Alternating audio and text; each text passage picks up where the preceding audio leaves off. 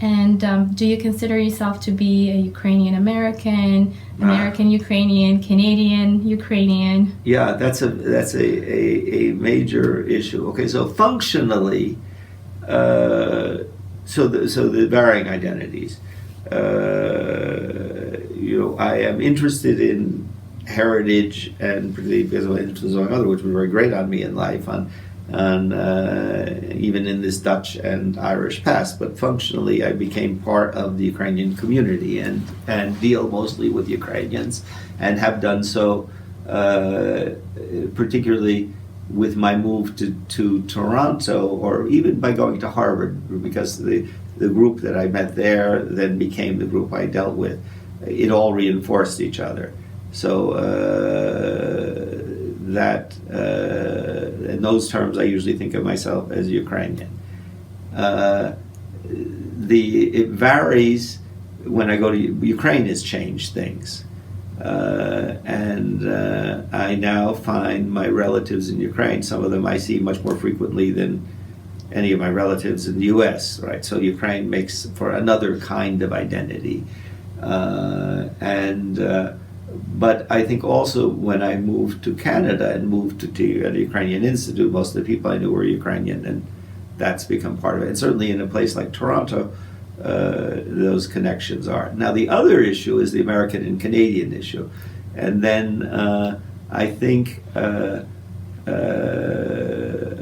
by now, although probably still dominantly the place I lived for a good part of my adult life and was born, deeply ingrained, but as I alienate from what the U.S. is like at the moment, I become more Canadian. So sometimes I'm American to the people here, and I'm becoming Canadian to the people across the border. So I think the idea of having multiple identities and multiple connections fits well in this. What do you like or find helpful about Ukrainian Canadian community?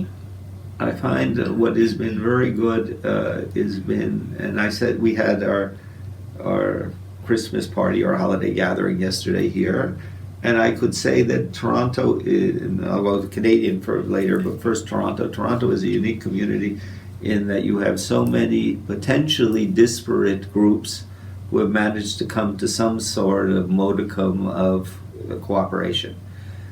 For all Ukrainians complaining about that they all argue and they're all divided, my colleague, Professor Rubel, in Polish history always says, well, if Poles lived in Toronto, could only be like Ukrainians. I think this is not quite true on it, but Toronto as a community, and particularly for academic life, has been cooperative, able to maintain itself and able to bring together and strengthen various elements of the community.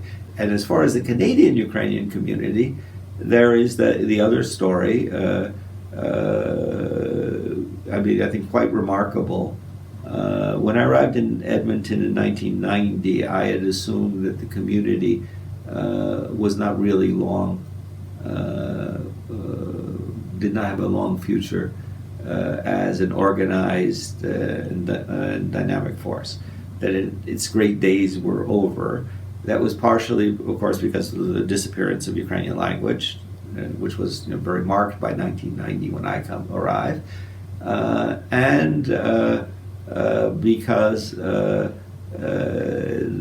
battle had been won for the Ukrainian bilingual schools, for creating the Canadian Institute of Ukrainian Studies, these amazing things that were done by professors of Savarin and Lupul in creating a publicly funded Ukrainian institute at a university.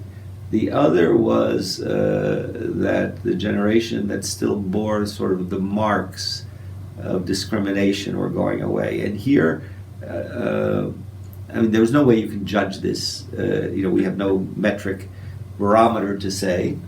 But what I would argue is that in certain ways, the U.S. was an easier country to be Ukrainian in until the Second World War. But here, the issue was very much you couldn't really become British. And if you weren't really a Brit or a Scot, you really weren't. in this society. Toronto, that I first knew, Toronto in the 60s, was a very tight British little world and city. Western Canada, people bore the marks of of this discrimination. As I say, when Miriam and I talk, Galicians weren't white to those people, right?